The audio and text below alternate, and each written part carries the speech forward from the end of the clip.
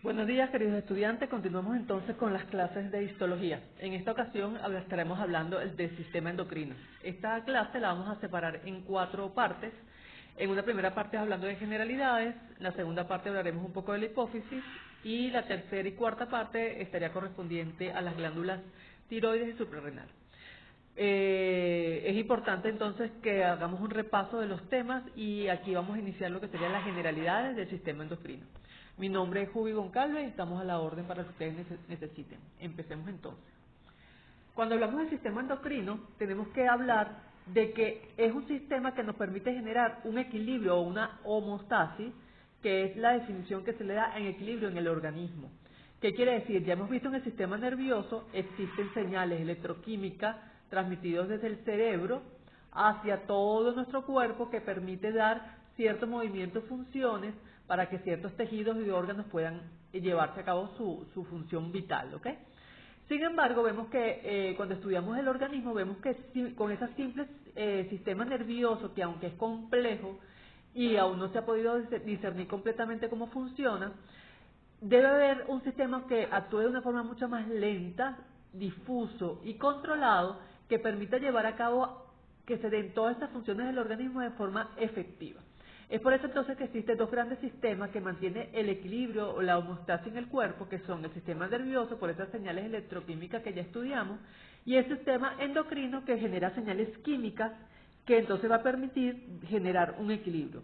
Si alguno de estos 2 sistemas se altera, por supuesto, es lo que ocurre cuando nos enfermamos, ¿ok? Porque se pierde la homeostasis de nuestro organismo.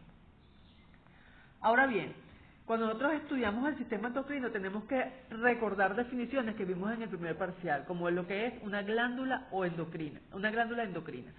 Fíjense que existen glándulas y existen células. Puede haber una sola célula que tenga una función endocrina y glándulas o un grupo de estas células que se agrupan para formar un tejido que tienen funciones endocrinas. Lo primero que tenemos que recordar es que las glándulas endocrinas carecen de conducto.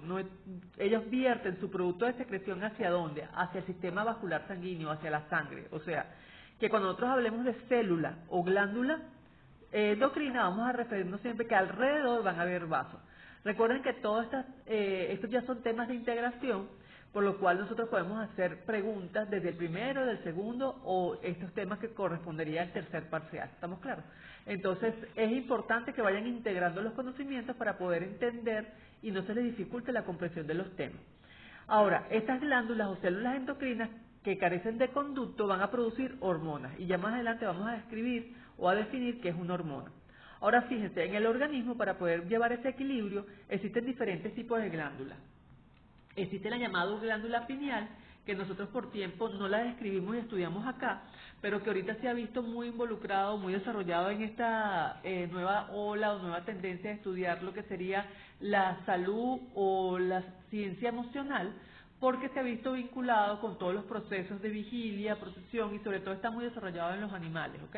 Para lo que le dan los instintos, para desarrollar sentimientos. Entonces, esto es una glándula sumamente importante, además que permite generar esos ciclos, como los pajaritos, pero nunca se han preguntado cómo un pajarito puede saber que es de noche y se tiene que ir a dormir y cuándo va a amanecer y se despierta antes que salga el sol.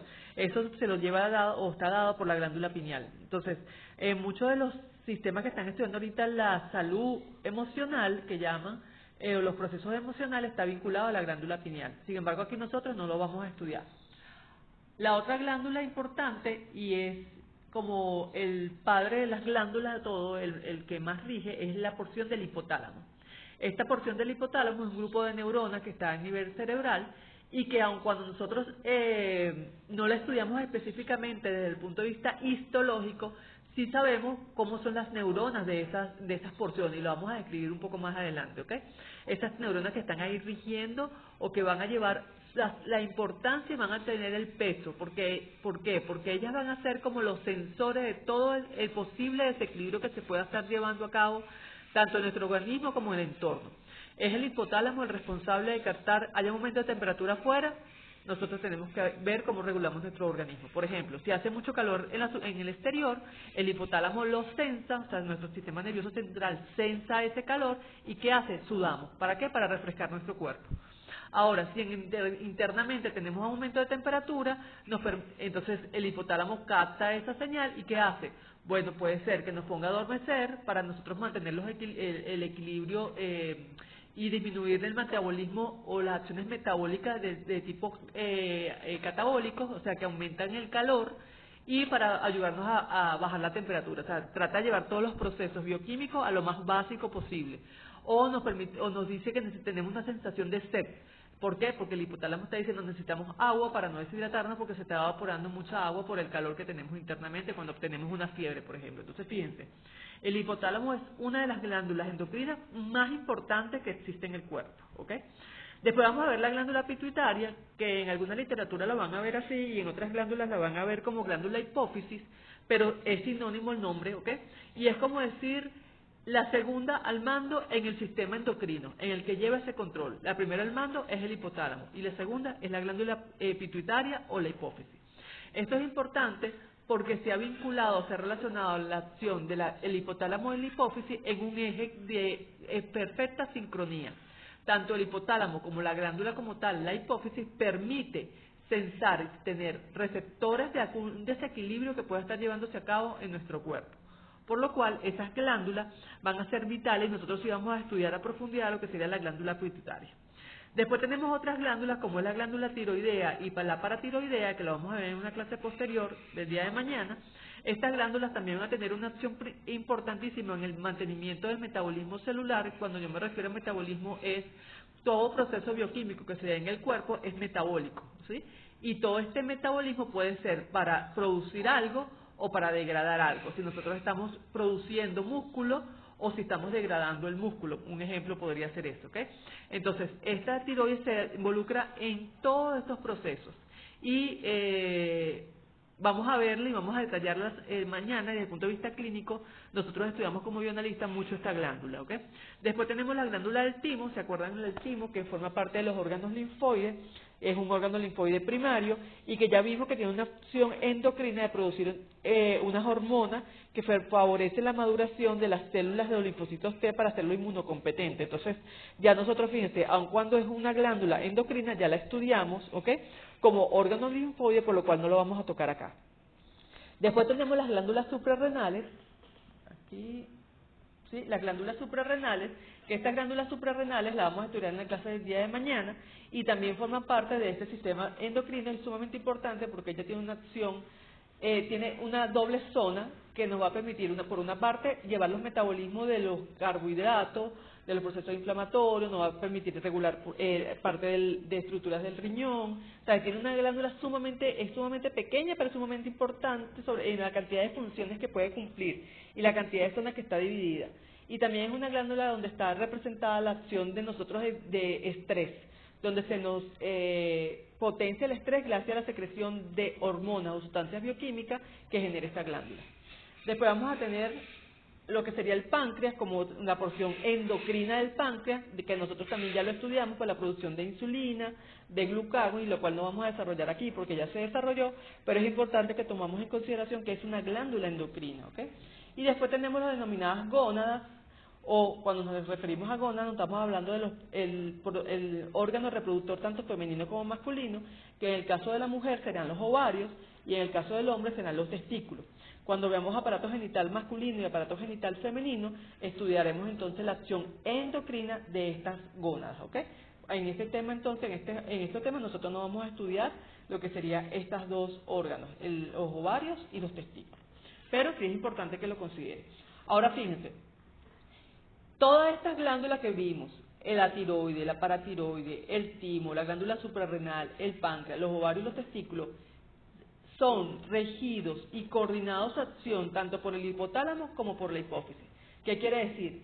Que para que estas glándulas funcionen perfectamente, los sensores que tenemos a nivel del sistema nervioso central y la glándula hipofisiaria van a ser los que van a permitir que esto funcione y le van a decir cómo van a actuar. Ellos no deberían actuar en forma normal sin la autorización de estas dos glándulas que ya vamos a estudiar poco a poco. Entonces, fíjense que se genera lo que se denomina un eje hipotálamo, hipófisis y órgano blanco, órgano donde va a generar su función. Y esos ejes lo vamos a ir estudiando dependiendo de cuando estudiemos cada uno de los temas. Ahora bien, tendríamos que definir qué es ese producto que se genera de estas glándulas endocrinas para que puedan generar su función, y ellas son las hormonas.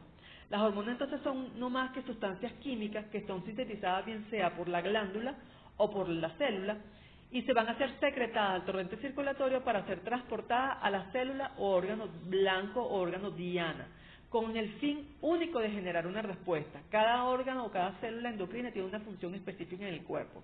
Cuando estudiamos el páncreas endocrino, ¿qué decíamos? Bueno, las células beta del páncreas producen la insulina.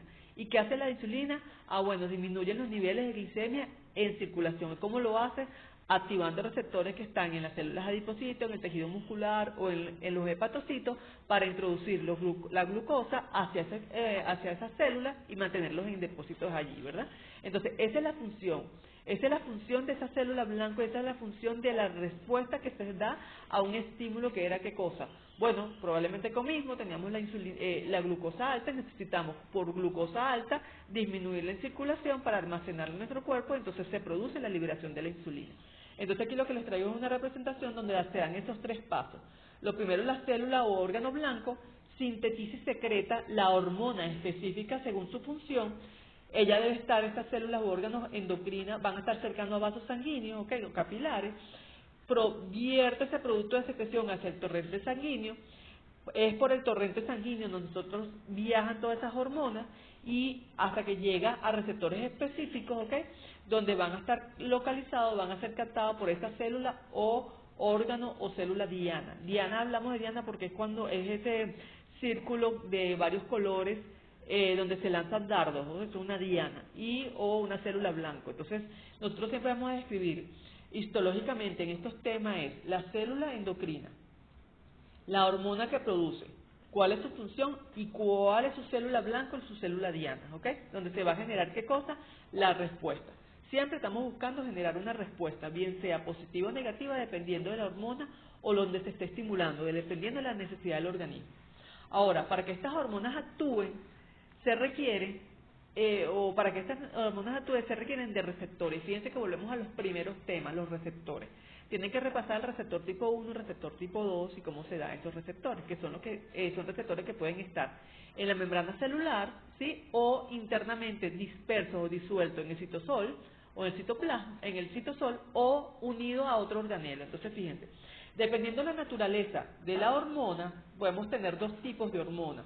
Podemos tener las hormonas proteicas o polipeptídicas, que generalmente son hidrosolubles, y vamos a tener también hormonas que son derivados de aminoácidos, que también son hidrosolubles y que ellas también viajan en circulación. Lo más interesante de esto es que estas hormonas van a tener receptores que van a estar localizados en la superficie ¿de qué? En la superficie celular, o sea, van a ser receptores de tipo 1, ¿estamos claros? Donde esta hormona, que es esta pelotica roja que está aquí, se une a su receptor que está en la membrana, esto genera una traducción de señales y estas señales entonces van a ir genera esa cascada de información y esa cascada de información puede llegar entonces a lo que sería el núcleo de ADN para codificar o producir ¿qué cosa? La respuesta que se requiere en esas células, ¿estamos claros? Estas hormonas, hay ejemplos clásicos de estas hormonas, por ejemplo está la insulina, que ya ustedes la conocen, también está el glucagón, que es otra hormona de origen proteica o polipeptídica, la hormona estimulante del folículo que la vamos a ver adelante. También tenemos las hormonas de origen aminoácido, que puede ser el caso de la tiroxina o la adrenalina, y en algunos libros la adrenalina no la llaman así, sino que la llaman epinefrina, que es la misma.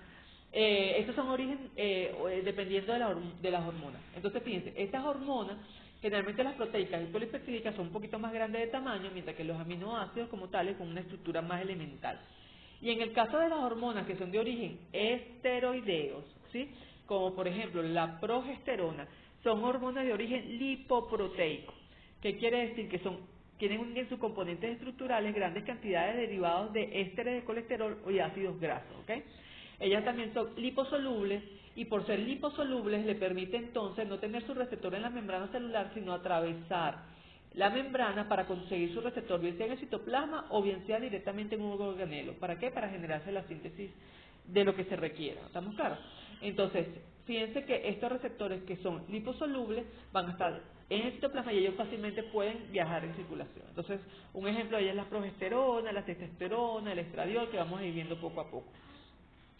Entonces es importante que ustedes repasen las características funcionales de qué es un receptor tipo 1, qué es un receptor tipo 2, qué es una glándula endocrina, cómo se dan los mecanismos de estas glándulas endocrinas, cómo se libera su producto.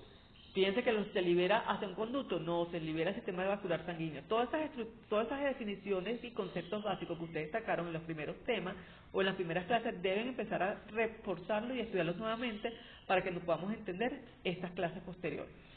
Cualquier duda, información, ya saben, me pueden escribir entonces por el Telegram o al correo histologia@gmail.com. Estamos a la orden.